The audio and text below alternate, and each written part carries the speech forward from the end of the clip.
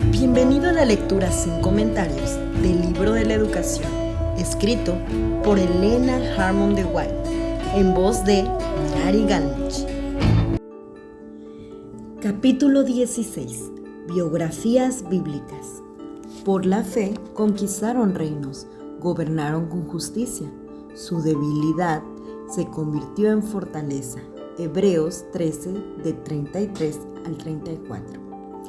Como recurso educativo, no hay nada en la Biblia que sea más instructivo que sus biografías. Estas se distinguen de todas las demás porque son absolutamente veraces. Es imposible que una mente finita interprete exactamente en todos los aspectos lo que se desarrolla en otra. Solamente aquel que lee el corazón, que conoce la fuente secreta de los motivos y las acciones, puede describir con absoluta fidelidad el carácter o presentar un compendio fidedigno de la vida de un ser humano. Esto solo puede encontrarse en la palabra de Dios. En la Biblia, ninguna verdad se enseña con tanta claridad como esta. Lo que hacemos es resultado de lo que somos. En gran parte, lo que nos ocurre es el resultado de nuestros propios pensamientos y acciones. La maldición nunca viene sin causa. Decid al justo que le irá bien. Ay del malvado, mal le irá, porque según las obras de sus manos le será pagado. Oye, tierra, yo traigo el mal sobre este pueblo, el fruto de sus pensamientos, porque no escucharon mis palabras y aborrecieron mi ley. Esta es una gran verdad y debe ser grabada en lo más íntimo de nuestro ser. Toda acción recae sobre el que la ejecuta. En cuanto a los males que se aquejan nuestra vida, nunca debemos dejar de reconocer que son el resultado de lo que hemos sembrado. Sin embargo, no estamos sin esperanza. Jacob recurrió al fraude para adquirir la primogenitura que ya Dios le había prometido, y la cosecha que recogió fue el odio de su hermano. Durante los 20 años de su destierro fue defraudado y lo trataron injustamente, y al final se vio obligado a buscar seguridad en la fuga y recogió la segunda cosecha cuando vio reproducidas en sus hijos las debilidades de su propio carácter. Fiel reflejo de cómo la vida nos retribuye. De impostor a príncipe de Dios. Pero Dios dice, porque no contenderé para siempre, ni por siempre estaré enojado, pues decaerían ante mí el espíritu y las almas que yo he creado. Por la inquietud de tu codicia me enojé y lo herí. Escondí mi rostro y me indigné, pero él, rebelde, siguió por el camino de su corazón. He visto sus caminos, pero lo sanaré y lo pastorearé. Le daré consuelo a él y a sus enlutados. Paz, paz para el que está lejos y para el que está cerca, dice Jehová. Yo lo sanaré. Jacob, en medio de todas las vicisitudes, no se desalentó, se había arrepentido, trató de remediar el mal que le había hecho su hermano, y cuando se vio amenazado de muerte a causa de la ira de Esaú, buscó ayuda en Dios. Venció al ángel y prevaleció, lloró y le rogó, y lo bendijo allí. Gracias al poder de Dios, el perdonado dejó de ser un impostor y se convirtió en un príncipe de Dios. No solamente se libró de la ira de su hermano, sino de sí mismo. El mal que dominaba su naturaleza fue quebrantado, su carácter fue transformado. Al final de su vida, Jacob lo comprendió todo. Al repasar su pasado, reconoció el poder sustentador de Dios, el Dios que mantiene desde que yo soy hasta este día. El ángel me liberta de todo mal. Lo mismo ocurrió en el caso de los hijos de Jacob, es decir, la retribución del pecado por una parte y el arrepentimiento da fruto de justicia para vida por la otra. Dios no anula sus leyes ni las contradice, no deshace la obra del pecado, la transforma. Por medio de su gracia, la maldición se convierte en bendición. De los hijos de Jacob, Leví fue uno de los más crueles y vengativos, uno de los dos máximos responsables de la alevosa matanza de los simequitas. Las características de Leví, reflejadas en sus descendientes, acarrearon sobre ellos el decreto de Dios. Los apartaré en Jacob, los esparciré en Israel. Pero el arrepentimiento dio por resultado la reforma, y mediante su fidelidad a Dios, en medio de la apostasía de las otras tribus, la maldición se transformó en una señal del más alto honor. En aquel tiempo apartó Jehová a la tribu de Leví para que se llevara el arca del pacto de Jehová, para que se estuviera delante de Jehová y lo sirviera, y para bendecir en su nombre hasta el día de hoy. Mi pacto con él fue de vida y paz. Se la di para que me temiera, y él tuvo temor de mí, y ante mi nombre guardaba reverencia, y en paz y en justicia anduvo conmigo, y a muchos hizo apartar de la maldad. Los levitas, como ministros del santuario, no recibieron tierras por heredad. Vivían juntos en ciudades apartadas para ellos, y se mantenían de las ofrendas y los diezmos dedicados al servicio de Dios. Eran maestros del pueblo, huéspedes de todas sus festividades, y eran honrados en todas partes como siervos y representantes de Dios. A toda la nación se le ordenó: ten cuidado de no desamparar a levita mientras viva sobre la tierra. Por eso Leví no tuvo parte de ni heredad con sus hermanos. Jehová es su heredad, como Jehová tu Dios le dijo. La victoria por la fe. El caso de Israel ilustra la verdad de que cada cual, como piensa dentro de sí, así es él. Cuando se encontraban en la frontera de Canaán, los espías, después de haberla recorrido, presentaron su informe. Entonces perdieron de vista la belleza y la fertilidad de la tierra, por temor a las dificultades que supondría conquistarla. Las ciudades rodeadas de altas murallas, los guerreros gigantescos, los férreos cazadores de guerra hicieron vacilar su fe. Al excluir a Dios, la multitud se hizo eco de la decisión de los incrédulos espías. No podemos subir contra aquel pueblo, porque es más fuerte que nosotros. Sus palabras resultaron ciertas. No pudieron subir, y sus vidas se extinguieron en el desierto. Sin embargo, entre los 12 que habían explorado la tierra, hubo 2 que razonaron de otro modo.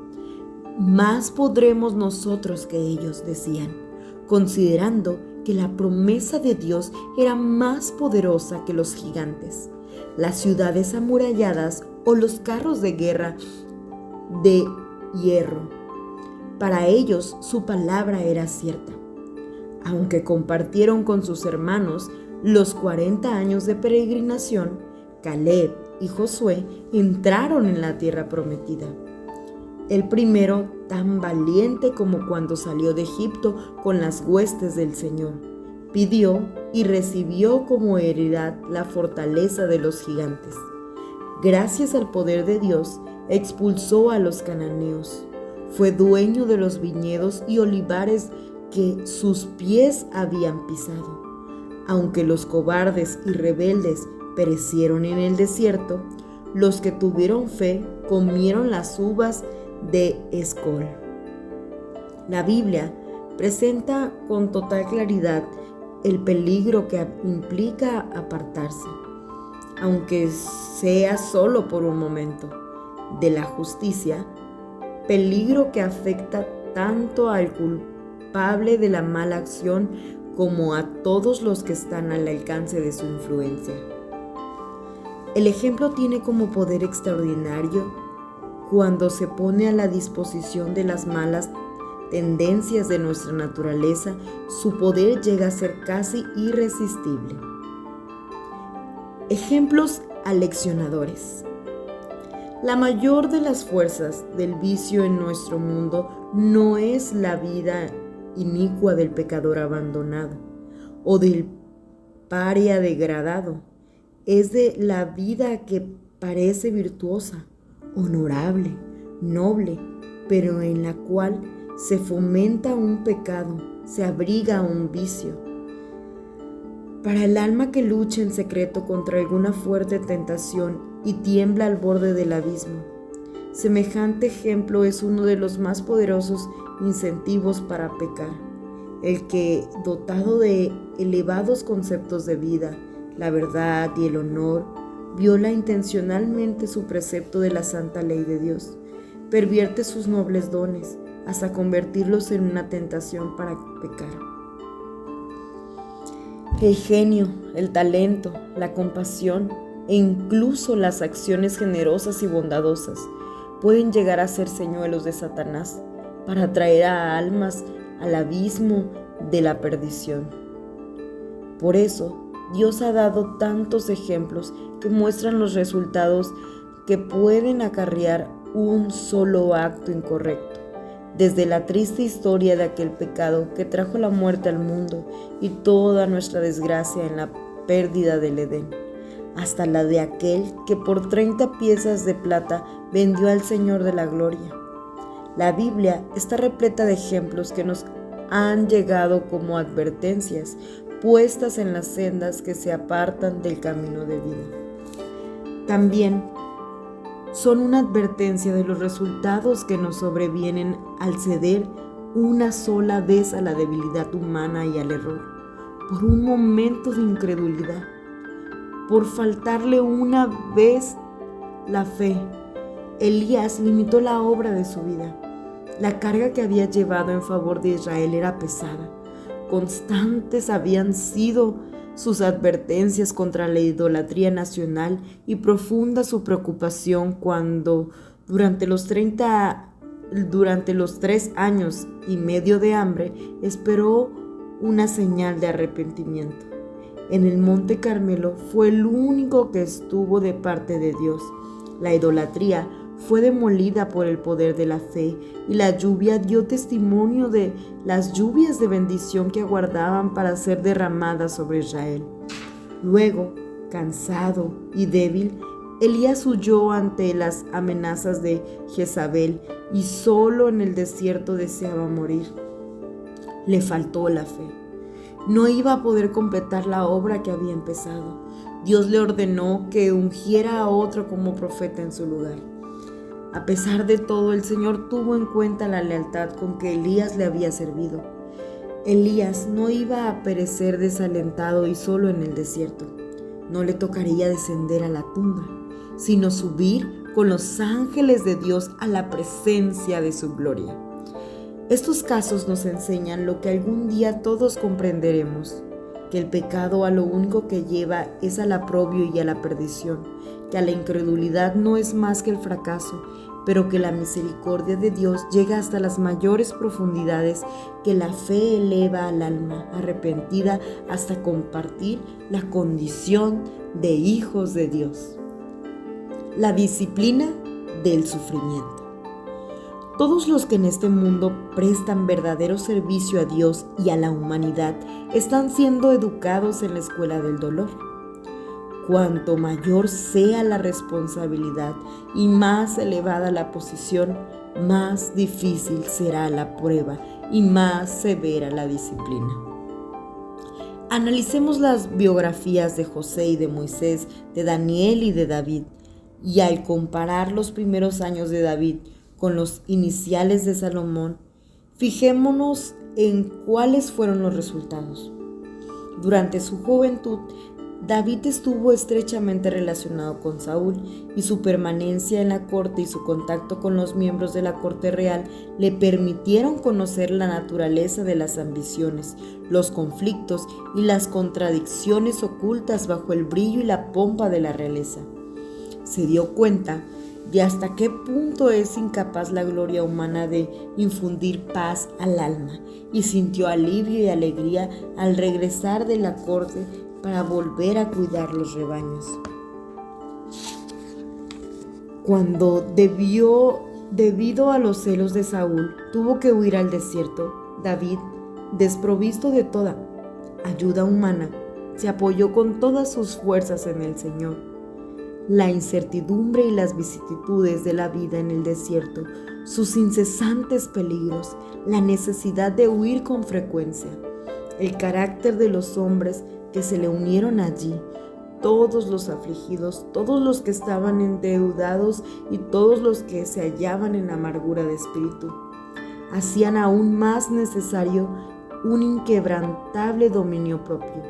Aquellas vicisitudes despertaron y desarrollaron en él aptitudes que lo ayudaron a lidiar con la gente, solidarizarse con los oprimidos y odiar la injusticia.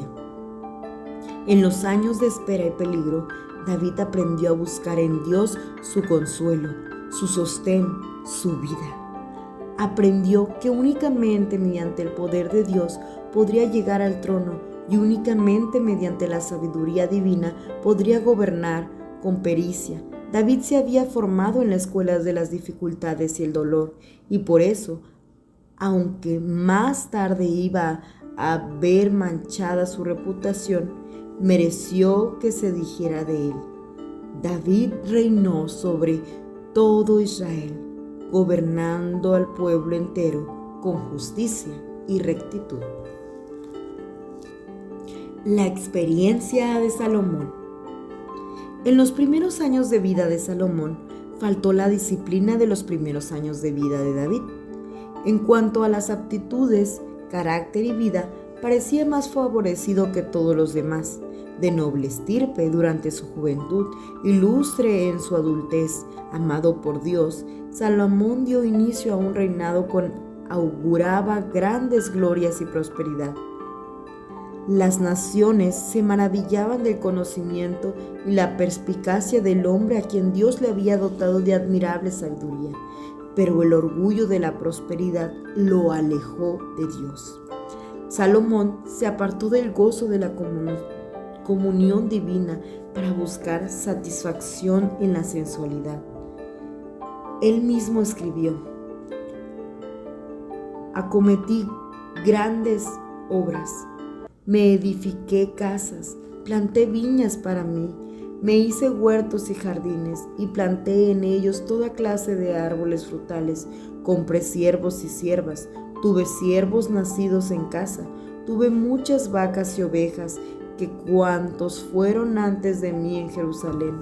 Amontoné también plata y oro, y preciados tesoros dignos de reyes y de provincias.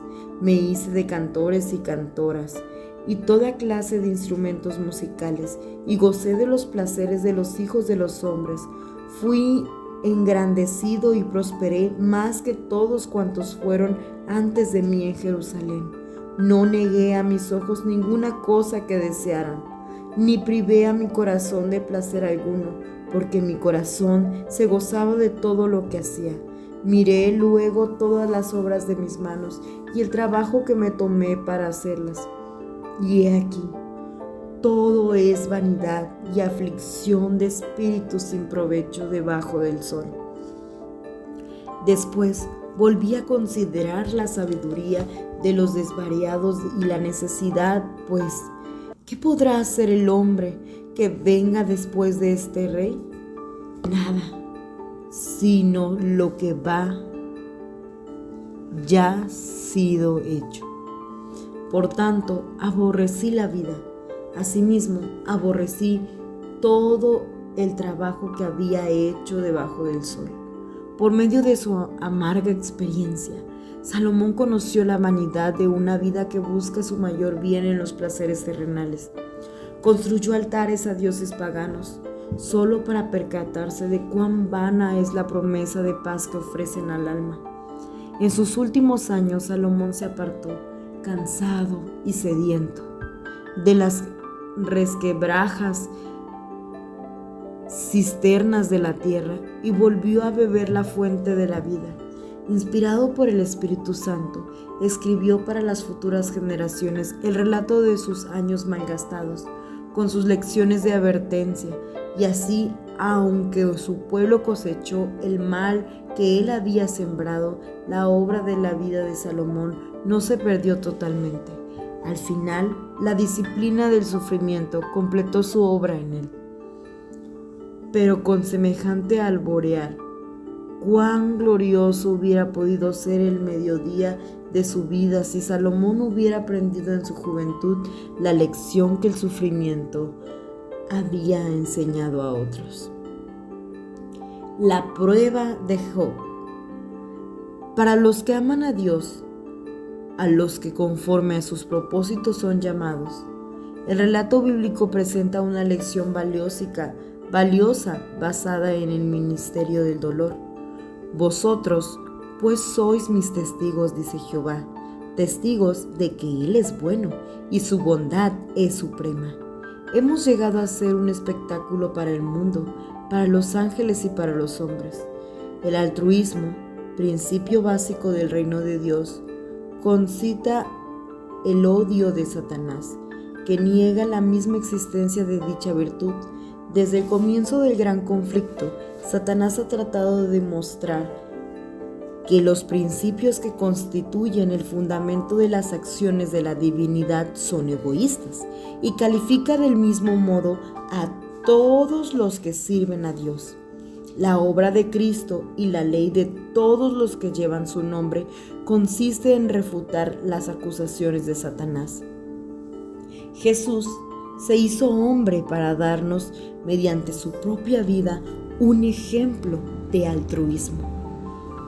Y todos los que aceptan este principio necesitan ser colaboradores con él y demostrarlo en la vida práctica. Escoger lo justo simplemente por eso, porque es justo. Ponerse de la parte de la verdad, aunque cueste sufrimiento y sacrificio. Esta es la herencia de los siervos de Jehová.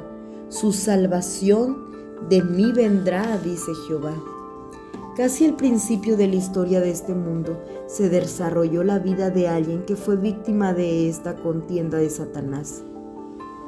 De Job, el patriarca de Uz, el testimonio del escudriñador de corazones fue: no hay otro como él en la tierra, varón perfecto y recto, temeroso de Dios y apartado del mal. Satanás pronunció una despectiva acusación contra este personaje. ¿Acaso teme a Job a Dios de balde? ¿No le has rodeado de tu protección a él y a su casa y todo lo que él tiene? Pero extiende ahora tu mano y toca todo lo que posee, su hueso y su carne, y verás si no blasfema contra ti en tu misma presencia. El Señor dijo a Satanás: he aquí, todo lo que tiene está en tu mano. Él está en tus manos, pero guarda su vida. Después que le fuera permitido, Satanás le quitó a Job todo lo que poseía: ganados, rebaños, siervos, siervas, hijos, hijas, e hirió a Job con una sarna maligna desde la planta del pie hasta la coronilla de la cabeza. Luego se añadió otro ingrediente amargo a su copa. Sus amigos se consideraban la adversidad como una retribución del pecado. Afligieron con sus acusaciones su espíritu herido y abrumado, aparentemente abandonado por el cielo y por la tierra, pero con fe firme en Dios, consiste de su integridad, clamó con angustia y perplejidad: mi alma está hastiada de mi vida. Ojalá me escondieras en el Seol, me ocultaras para hasta apaciguar su ira. Ojalá me pusieras plazo para acordarte de mí. Yo grito, agravio, pero no se me oye. Doy voces, pero no se me hace justicia. Me han despojado de mi gloria, me ha quitado la corona de mi cabeza.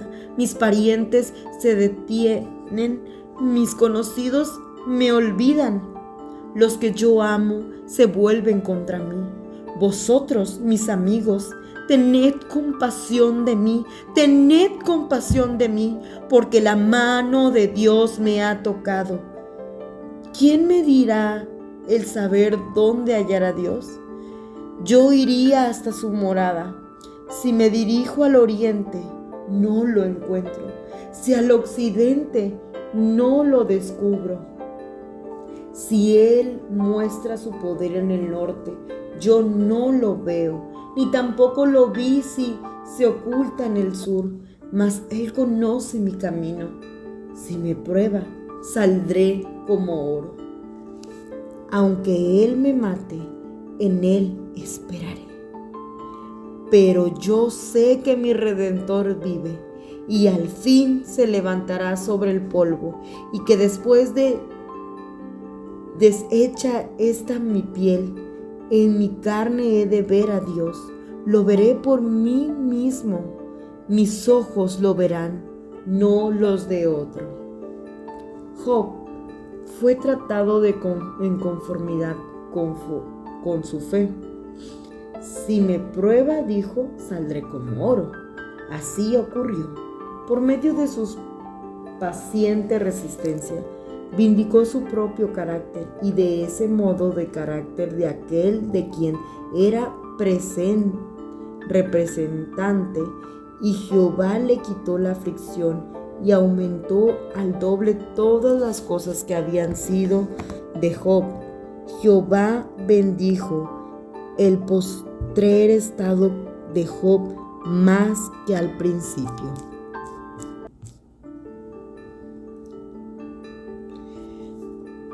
Jonatán y Juan el Bautista.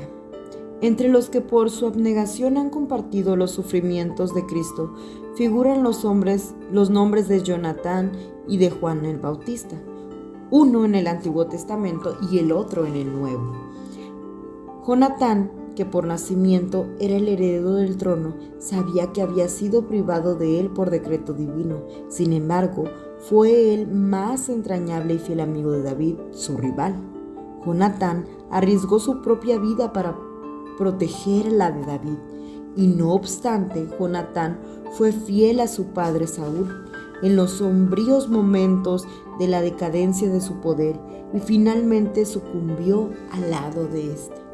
El nombre de Jonatán está registrado en el cielo y en la tierra en un testigo de la existencia del poder del amor abnegado.